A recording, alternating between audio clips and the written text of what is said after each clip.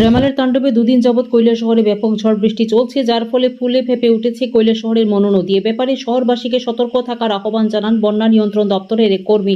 বর্তমানে বিপদসীমা অতিক্রম না করলেও কার্যত সতর্কতামূলক স্থানে রয়েছে জলস্তর।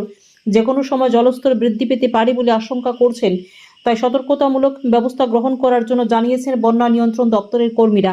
তাছাড়া বর্তমানে শহরের নিম্নাঞ্চল প্লাবিত হয়ে রয়েছে। শহরে বিভিন্ন জায়গায় জমা জল মানুষের ঘরবাড়িতে ওঠার কারণে অনেকেই চিন্তিত রয়েছেন। যদি জলস্তর বৃদ্ধি পায় তাহলে তাদের বাড়ি ছেড়ে যেতে হবে। বর্তমানে সংবাদ লেখা পর্যন্ত পৌর পরিষদের পক্ষ থেকে জনগণকে সতর্কতামূলক ব্যবস্থা গ্রহণ করার জন্য আহ্বান জানানো হচ্ছে। কৈলাসহরে মনু নদীর জলস্তর রয়েছে 23.19 মিলিমিটার বলে এমনটাই জানান সংবাদ মাধ্যমকে বন্যা নিয়ন্ত্রণ দপ্তরের এই কর্মী। ব্যুরো রিপোর্ট, লাল শক্তি নিউজ।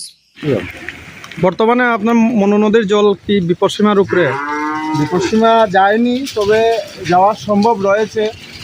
তো আমরা দেখছি হাওয়ারলি আমাদের ওয়াটার লেভেল বেড়ে যাচ্ছে 15-20-25 সেন্টিমিটার করে।